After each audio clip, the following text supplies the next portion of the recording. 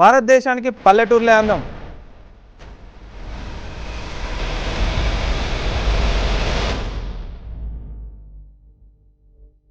అలాంటి పల్లెటూర్లో కూడా మరకలు నేర్పిస్తున్న ఫారిన్ కల్చర్.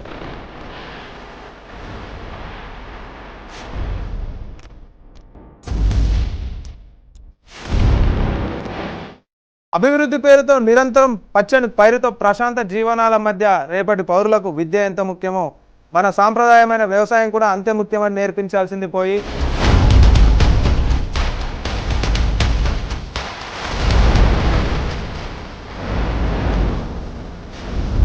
పచ్చని పల్లెల్లో చిచ్చు పెడుతున్న రిసార్టులు.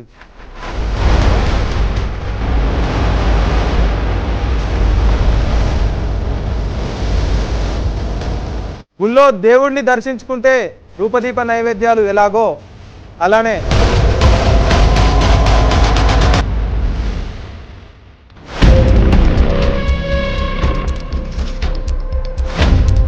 రిసార్టులు యువత ఆకర్షణను క్యాష్ చేసుకోవడానికి సిటీకి దూరంగా పల్లెటూర్లు కేంద్రంగా చేసుకొని మద్యం మాంసం మంచం ఏర్పాటు చేసి రోజుకు 2500 రూపాయల నుండి 12,000 రూపాయల వరకు వసూలు చేస్తూ దాదాపు 2 నుండి 10 మంది వ్యక్తుల వరకు పరిమితి కల్పిస్తున్నారు.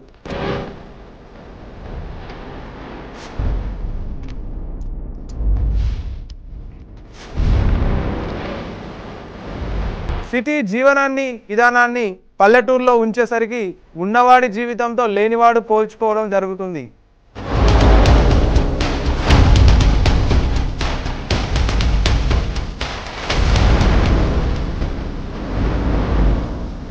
రిసార్టుల ద్వారా చెడు త్రోవలో ఉన్న పెద్దవాళ్లే కాదు, ఇప్పుడిప్పుడే సమాజాన్ని తిప్పుతున్న యువతరం దృష్టి కూడా వక్రమార్గంలో వెళ్తుందనడంలో సందేహమే లేదు.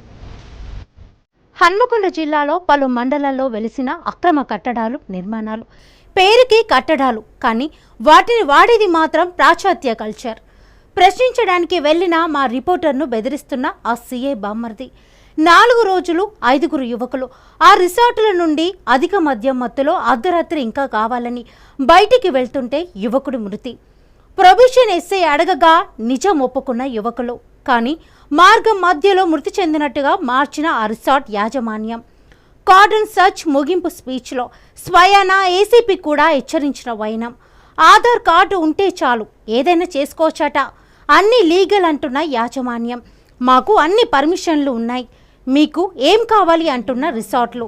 పల్లెటూర్లను పక్కదారి పట్టిస్తూ వైరస్ అంటిస్తున్న రిసార్ట్లపై స్పెషల్ ఫోకస్ మీ వీన్యూస్ స్టూడియోలో.